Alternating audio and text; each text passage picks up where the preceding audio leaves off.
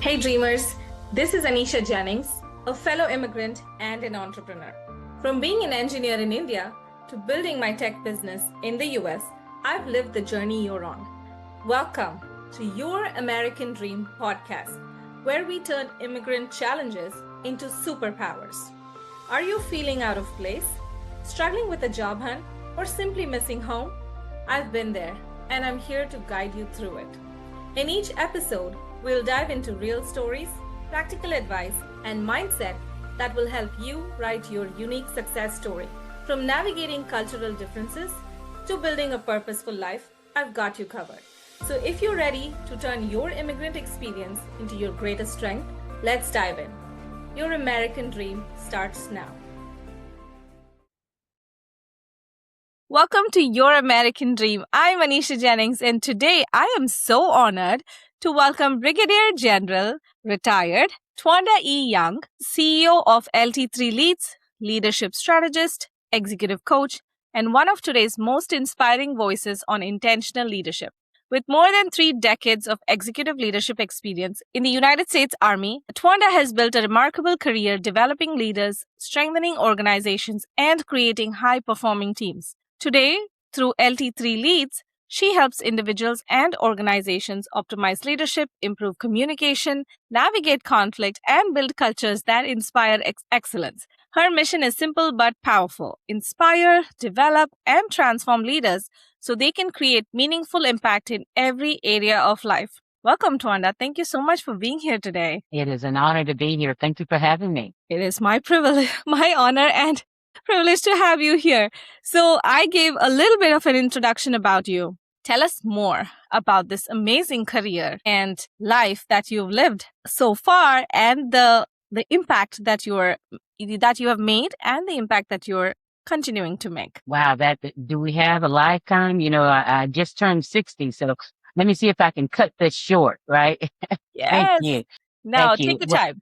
I will tell you there are 4 things that make up who I am. If I had to draw a map, right, and show you 4 different spots. It first started in Darlington, South Carolina. So there will be a little White House that will be on that map that will show you where I was born 60 years ago to Wow. Lou Williamson, my mom, who's 91, and Deacon Willie James Williamson, my dad, who's 92. Wow. And there in Darlington, South Carolina, many people probably your audience never heard of it. If you've heard of Days of Thunder or the Raceway, Darlington Raceway, or the Black Ladies track, that's Darlington, South Carolina. That's where I was born and raised. In a community of people that it didn't matter whether they were my parents or they were not, but if I was doing something wrong, I was going to get corrected. It seems like today those days have gone. So there'd be a White House. And then the next thing that would be on that map would be a pair of boots. And those boots represent what you just shared, 33 years in the military. But in that time of those 33 years, I cultivated my own leadership philosophy. I learned a lot about who Tia was. I learned how to strategize. I learned more inner self-awareness about me as a leader, the good, the bad, the ugly, and how to build out who I wanted to be as a leader and how I wanted to lead people that I had the honor and privilege to lead. So you got a little White House on that map, you got a pair of boots, and then there would be a cross that will kind of cover the entire map because my faith is my cornerstone. It is what roots me, grounds me, my foundation of being able to launch from that on the basis of treating people with dignity and respect of how I want to be treated as a leader. I must treat others that way. It's not a thing where, many times we say it's where you got to earn it. No, you already have it. Yes. When I meet you, because you're human, I'm human, and we should treat each other the way we want each other to be treated, with dignity and respect. So absolutely, you got that little house, you got those pair of boots that's walking across the map, you got the cross that's spreading over. And the last thing that ties into the business of LT3 Leadership Solutions is a bridge. And that bridge, I see myself as a facilitator, growth development, helping leaders grow through self-awareness, through giving them, sharing my knowledge, skills, and abilities over life experiences, through books that I've written, that are Wow. bestsellers. The first one I wrote, Dare to Lead Differently, Chew on This 16 Bites for Bold Leaders, tells you that, I'm that unorthodox kind of leader that requires you to be able to stand flat footed and say when you're wrong. I know that's shocking to say I, as a leader, I made an error, but being able to learn from that and helping leaders grow through that growth process. And Yes. we do that through executive coaching. We do that through training courses that we've developed, through the new program that we just launched to help entrepreneurs and business leaders build a stronger foundation and scalable opportunities within their business called the Sovereign Leader Transformational Program. So that bridge allows for me to share what I have gained through my experience in the boardroom, in war, being able to come back and share those strategies to help organizations and people understand their purpose, understand how to bring that purpose out and share it in a way that is for the betterment of society and for the community in which they live. So those four little things across that map kind of tell you who I am and what I find myself doing today, getting the honor to engage with organizations and people individually to help them share, connect, educating them through experiences and tools that we've developed under LT3 to allow them to I can't get the word out, flourish within their respective area. That's amazing. I love how you split these into like 4 sections. So let's dive into each of them. So tell us a little more about what life looked like for you as a young girl, teenager, and what were the decisions, some of like the decisions that have now, kind of, how do I say, that have now formed this life for you? I will tell you, I'm the youngest of 7. Wow. I am the baby. You can't tell. I don't think I have any rights to anything, right? But I am the youngest of 7. I come from a family that has served in the military. So I come Lovely. from people who understand that there are bigger things, bigger than themselves that they need to contribute to. My mom, as I shared with you, Miss Annie, has been pastoring in our Wow. community for over 36 years and still pastoring at 91. I love that. Still giving back to the community. I have seen her and my dad be the cornerstone in a community where if you needed to borrow a cup of sugar or, they pull the community together to have a community hog pen or pig pen, if you will, that everyone fed those hogs so that when winter came, they could slaughter them and we could eat across Right. the winter. That kind of community and beginning is what I come from. I Wonderful. come from humble meanings and beginnings, but in those, I never went without food. I never went without having clothing. I never went without having a community and a family of support that Amen. pushed me. I was the first generational student in my family Oh, because my wow. mom and my dad never graduated high school. So the idea and the desire to have one of those 7 kids go to college was always a dream of theirs. And I was the first. Now, the great news,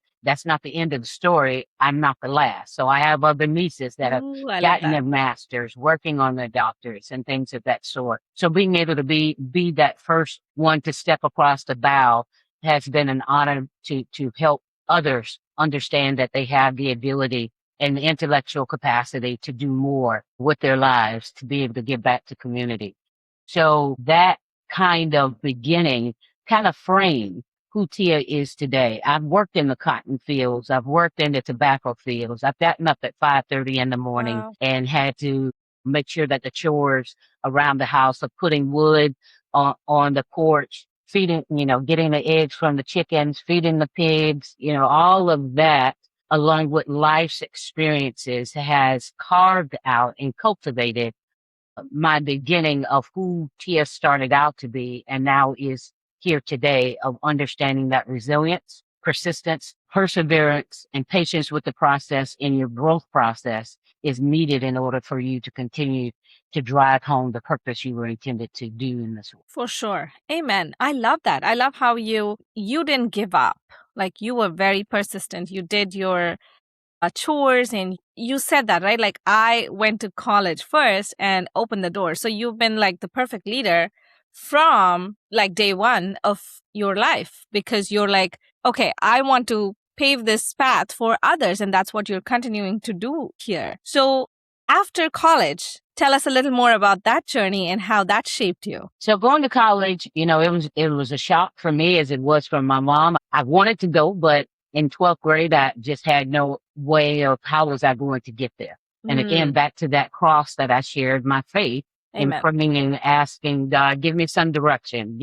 I have no problem with going and working in the factories because that was a large thing in Darlington, South Carolina at the time in the 80s. But that wasn't what I wanted to do. I knew there was something more I wanted to do, wanted to see, wanted to be Yes. involved in. And getting the honor to go to college, got to go to college through a scholarship that from high school, and this probably will shock your audience, my last grade in high school for English was a whopping 48. Yep, I said it.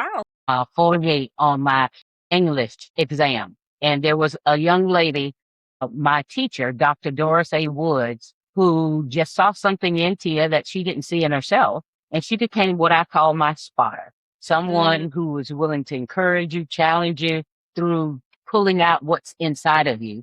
And she became my advisor and put me in drama class of all things, and stay with me. And all of it will come together in that got in drama class. And from drama class, I was a pathway of me going and competing at the John Milton Schuler Festival at Claflin University in Orangeburg, South Carolina. And through that engagement, I won that scholarship that paid for everything, all expense paid. Wow. It was because of Doris A. Woods not letting a whopping 48 English grade shake who she thought I was. Yeah. Yeah. And from that, the oxymoronic thing is that I had to major in English in order to accept the scholarship, and had to maintain a 3.0 or higher in order to stay in school and have everything paid for. So I say all of that to say, when we think that there is no way out, if we continue to persist and stay focused on our goals, Yes. things aren't going to be perfect. They aren't going to be roses every day, but by putting in that effort, by allowing ourselves to dream Yes. of the possibility of what could be, I now became a first generational student who then that crossed me over and having the opportunity to get into ROTC, which led to getting into active duty in the Army. Thus now Brigadier General retired Twanda E Young sits in front of you now, sharing a little bit of snippets of her story to encourage others to be inspired. What an honor. I guess I'm not able to talk today because of, just the presence and the things that you've accomplished, which brings me to my next question. One of my friends was recently asking me, how do you know that God was calling you to do it? Because when I talk about my story and how I moved from India 11 years ago and I came here, which was not on my radar. I had no plans of moving to the US. I wanted to stay in India, stay close to my parents.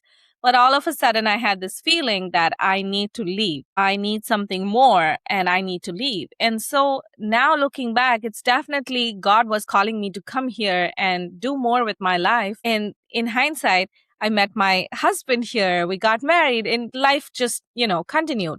But you said the same thing that, you prayed about it and you felt that this was your next calling. So I would like to ask you that question because of your faith. How do you know, or when do you know that it is like you're in the middle of, decisions? You want to move, or you want to start a business, or you want to have a baby, or you want to buy a house, whatever that decision may be. How do you know if it is aligned with God's will, or if God is calling you to take that next step? Wow, that's a powerful question. I think for me, there is no perfect way. I think that God speaks to you, or your spiritual grounding, whatever that may be for you. Yes. Is how you internalize it and how you sit with it.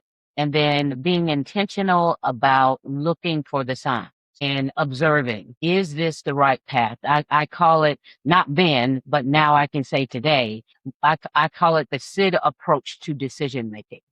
SID.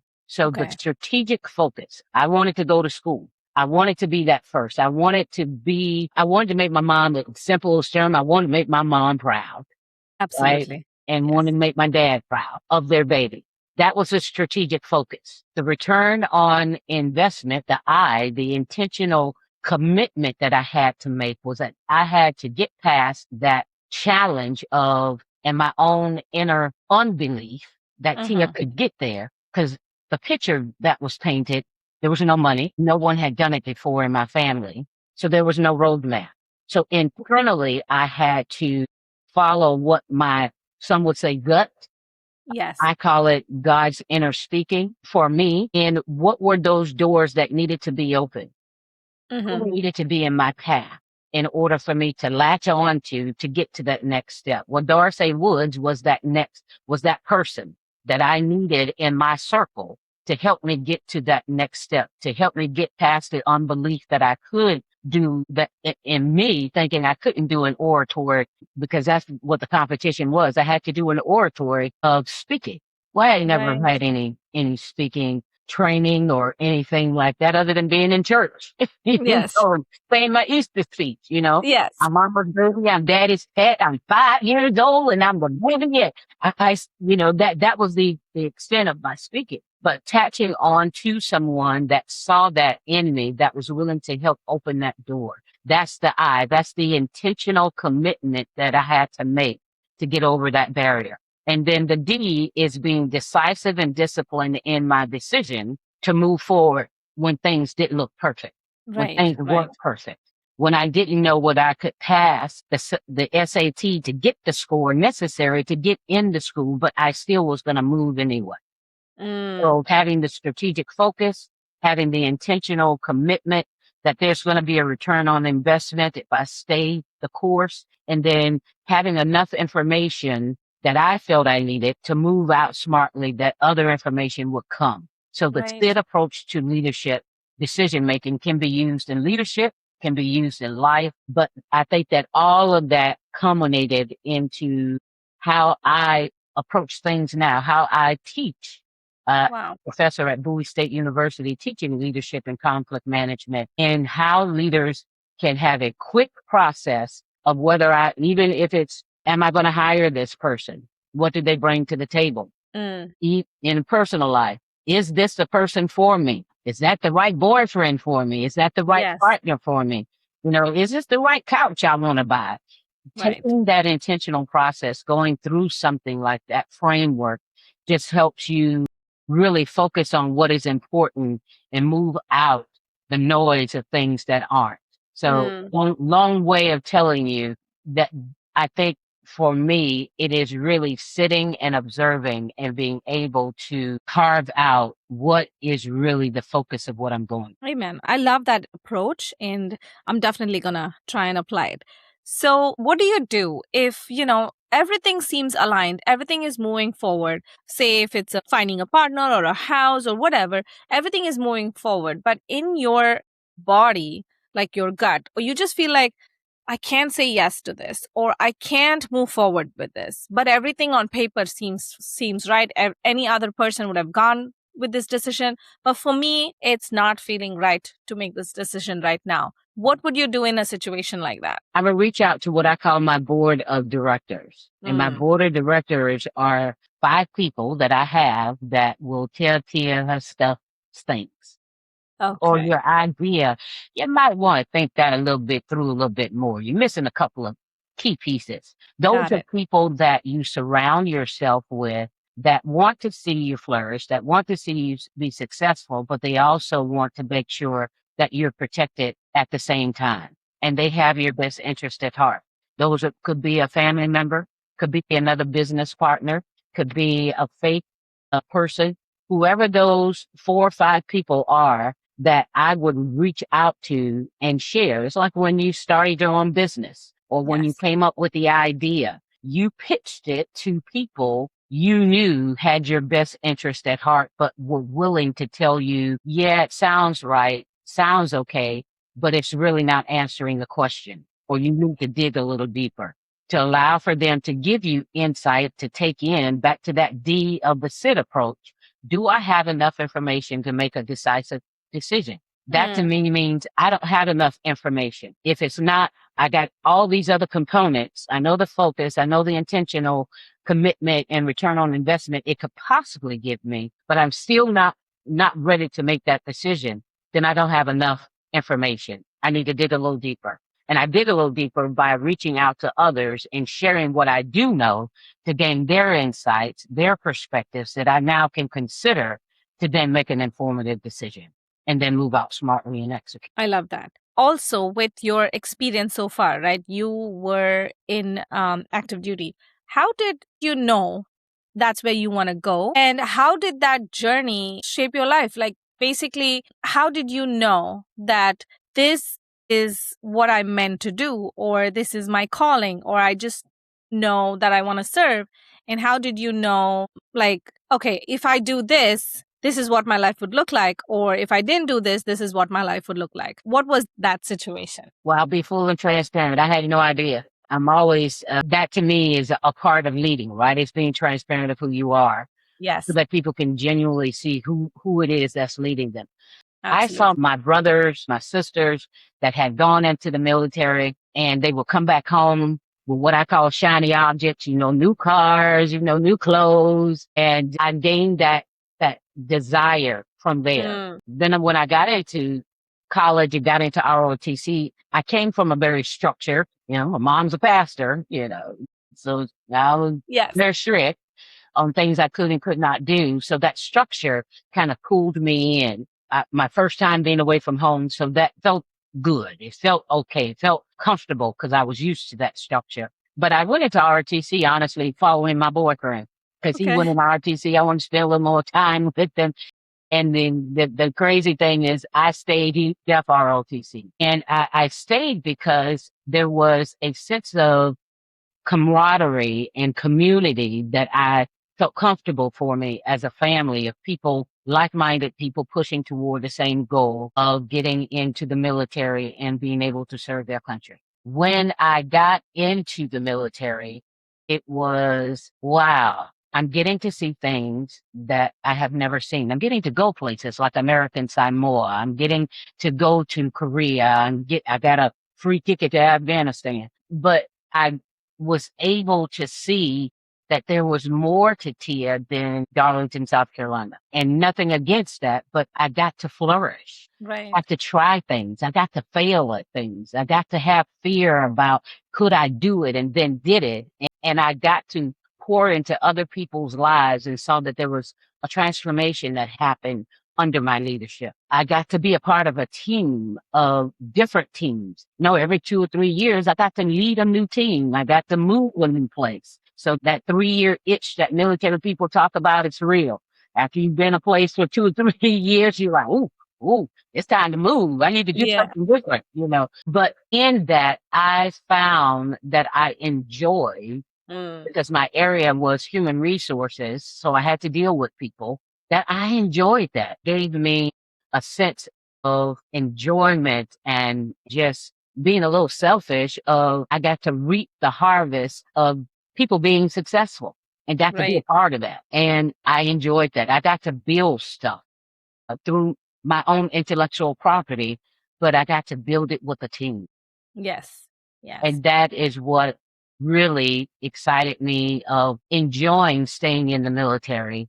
But I also will tell you that in anything, there's seasons in which you go through, of leadership and seasons of change. And when I came to the end in 2020 of December, it was time for a new season, thus me transitioning out and now taking all of those experiences, taking all of the lessons learned, now being able to share that under LT3 Leads for other leaders and organizations to be able to grow and impact the society that hopefully one day my grandchildren will grow up in to be better. That to me is what my purpose is and what I enjoy doing.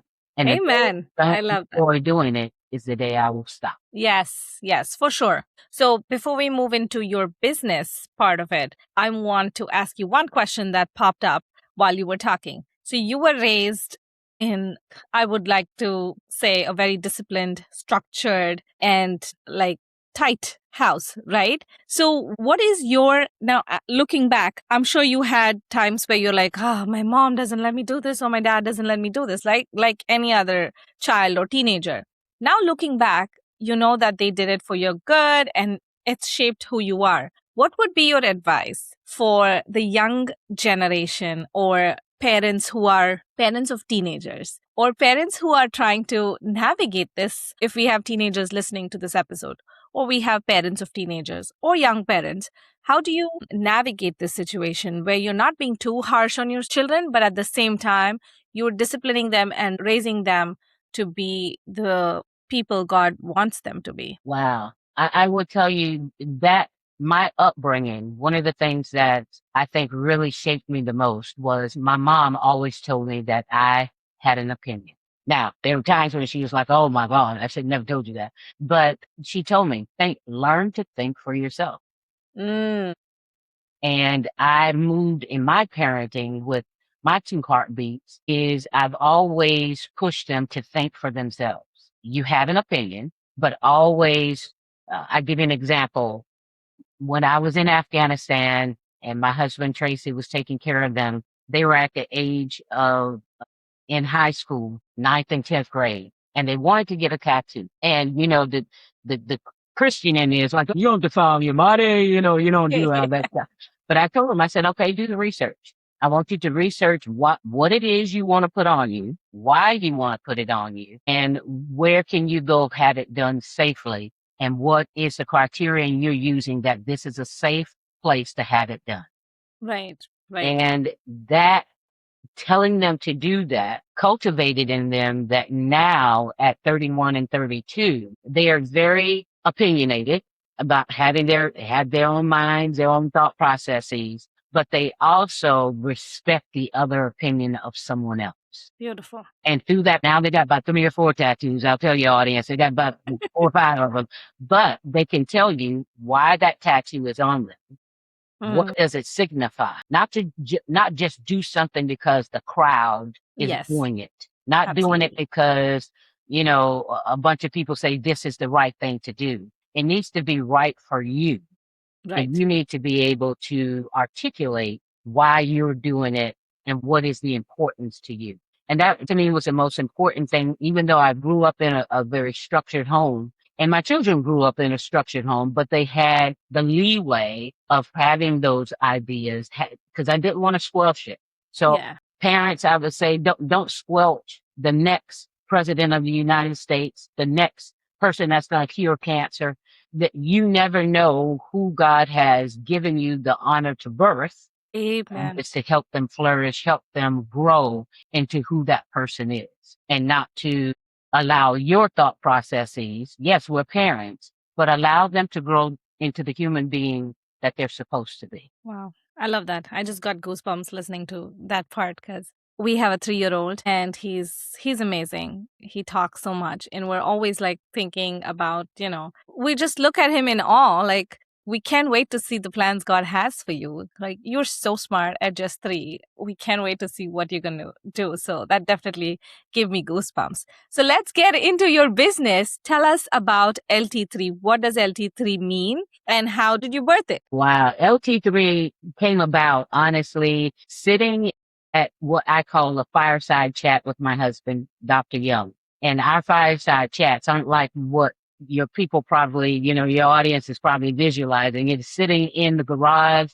with a space heater that's coming down over the top of you, sitting with a cigar and a glass of bourbon. And just talking about, hey, you've retired after 33 years. What do you want to do? You're teaching. That's good, but you still got energy. You still, things are still bubbling up in you that you feel you have that can help people. How are we going to get this out of you and get it out to the masses? And we thought about LT3 FAM has always been a mantra of ours, which stands for Leah, our daughter. First T is for me, Tia. The second T is for our daughter, Tyra. And the third T is for my husband, Tracy. LT3. I love that. I love leadership. That's my jazz. I love Yes. doing that. So LT3 leadership. Strategy is something I love. As your people can see, I went to War College and got a strategic studies, a master's degree. So LT3 Leadership Solutions came about and was birthed there in the garage. And from there, we started out initially doing executive coaching with different organizations and individual executive coaching for emerging leaders and VPs that are coming into new positions. And as we scaled, it morphed from that to providing training to organizations on leadership, teaching about leadership DNA, leadership currency, developing your leadership philosophy and how that then changes the climate and trajectory of your organization. And then now we're at the stage where we've scaled to where we provide what we call the Sovereign Leader Transformational 6-month intensive program that allows for an idea, taking you from idea to open for entrepreneurs that are starting out in